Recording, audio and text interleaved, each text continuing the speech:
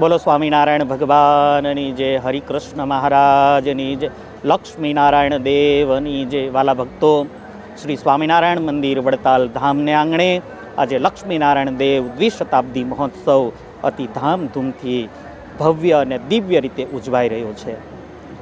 સ્વામિનારાયણ ભગવાને પોતાના સ્વહસ્તે અહીંયા પોતાની મૂર્તિનું સ્થાપન કર્યું છે. લક્ષ્મીનારાયણ દેવનું સ્થાપન કર્યું છે.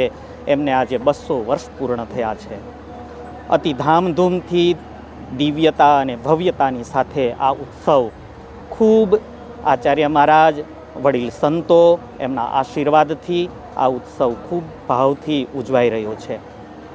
મને લાગે છે ત્યાં સુધી આ ઉત્સવ આપણા સંપ્રદાયમાં પહેલો વહેલો એવો ઉત્સવ હશે કે આ ઉત્સવમાં લાખો લોકો કથા વાર્તાનો લાભ લઈ રહ્યા છે. ઉત્સવ અંતર્ગત પ્રદર્શન વિભાગ હોય, મહાપૂજા હોય, યજ્ઞ હોય, અખંડ ધૂન હોય, સર્વરોગ નિદાન કેમ્પ હોય, આ બધા જ કાર્યક્રમોનો લાભ આજે ભક્તો લઈ રહ્યા છે.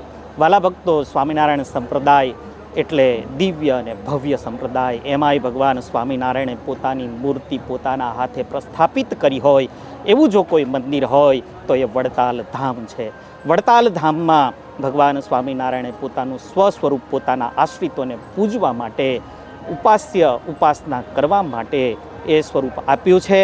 અને લક્ષ્મીનારાયણ દેવ ભુક્તિ અને મુક્તિ એ બેય વડતાલ ધામને આંગણે મળે છે.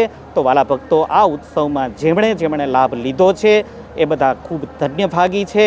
અને આ ઉત્સવમાં મોટા સંતો અને આચાર્ય મહારાજ અને એમની નીચે એમના માર્ગદર્શનમાં જે નાના સંતોએ મહેનત કરી છે એ મહેનતને, સ્વયંસેવકોની મહેનતને ખૂબ ધન્યવાદ છે. અત્રે જે યજમાનોએ લાભ લીધો છે એ યજમાનોને ભગવાન સ્વામિનારાયણ આવું યજમાન પદ સ્વીકારવાનો રાજીપો વરસાવતા રહે. એ સાથે જ મારી વાણીને વિરામ. બોલો સ્વામિનારાયણ ભગવાનની જય.